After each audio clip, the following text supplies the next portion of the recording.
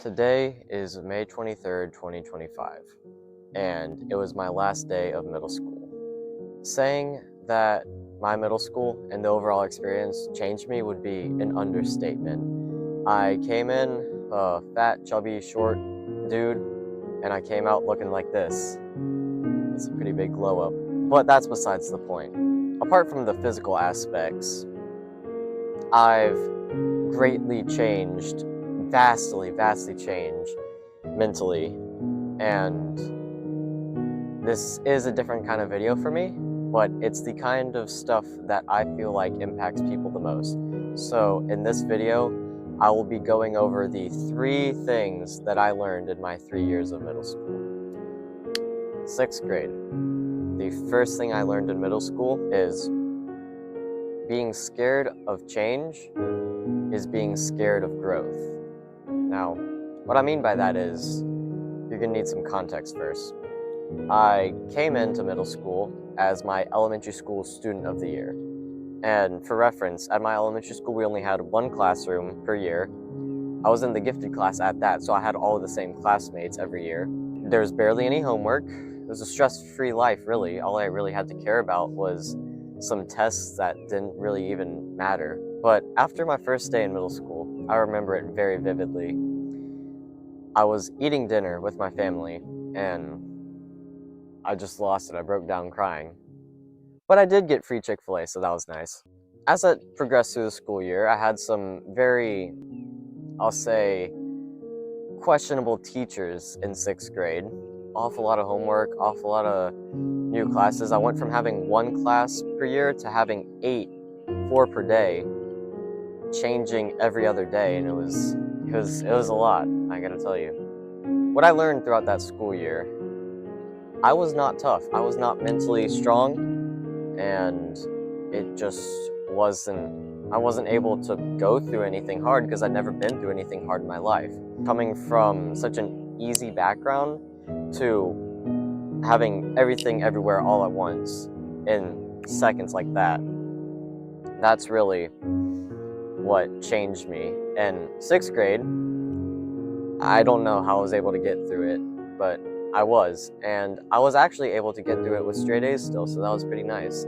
But what really happened, what I feel like I accomplished most in 6th grade, was I was able to embrace change, embrace the unforeseen. So, first thing I learned in middle school was being scared of change is being scared of growth, because the only way you can grow is by changing yourself and changing your environment. On to 7th grade. 7th grade I kind of feel like was a filler year, if you know what I mean. There wasn't actually much that happened, but I was able to accomplish a lot. I got a whole lot of awards at the awards ceremony, and I was very proud of that at the time, but then I realized the awards are meaningless. If you don't get any awards at a school program, that doesn't mean being discouraged. It just means the people that win those awards are the most goody two-shoes. Dissing myself. The thing I think I learned from 7th grade the most is to find beauty in the small things. Nowadays, a lot of life is very stimulation heavy. You have scrolling on social media, you have video games, and what that leads to is a constant dopamine spike in your brain. And if you don't know, dopamine is the thing that makes you feel good. It's the feel-good chemical. Without that dopamine spike every nanosecond, you start to feel pretty dull. And to compensate with that dullness, your brain, if you get adjusted to it, will start to find what's good all around you. Like, for example, I'll just pick up the camera right now. I have a beautiful sunset right here, right behind me. God made this entire earth for us to admire, so why are we always admiring the smallest parts of the earth?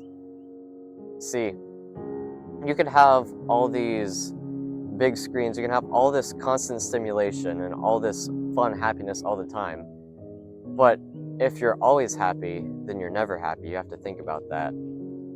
I kind of just learned to escape the screens, basically, and see all the beauty around us instead of seeing the beauty that's right in front of us. You need to look around to find what God has made for us. I don't know if that really ties to 7th grade, but I needed something to say. Before I get to my third thing that I learned in middle school, I'm gonna give an honorable mention, bonus fourth thing, for those of you that, because I just need more content, I guess. I went to the World Yo-Yo Contest last summer in between 7th and 8th, and I gotta say, it was the most fun I've had ever.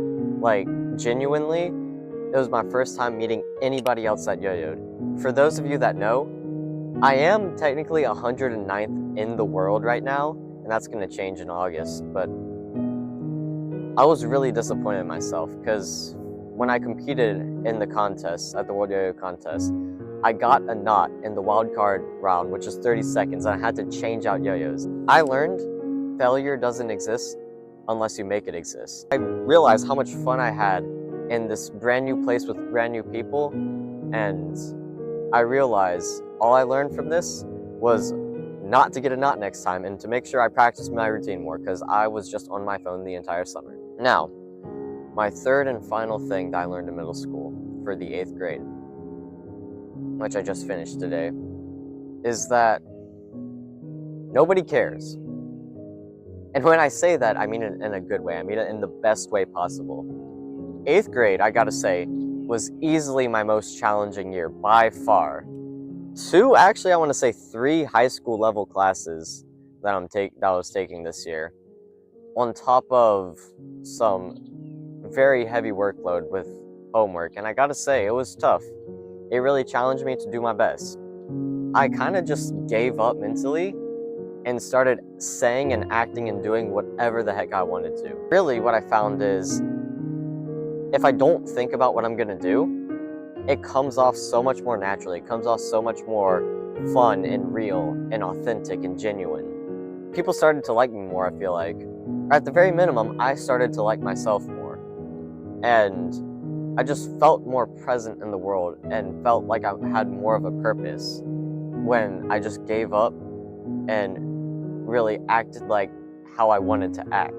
And what I realized is, nobody really cares about how you act. Like, nobody cares what you say or do, unless they're, like, say if you're going up to talk to your crush or whatever, unless they're absolutely infatuated with you or hate your guts, they really don't care how you act. And some of y'all will take that in the bad way, because I can't phrase it great, but you gotta realize the mental block about, oh, what'll they think about me when I see, if you're mentally stuttering, it's over for you. Let go.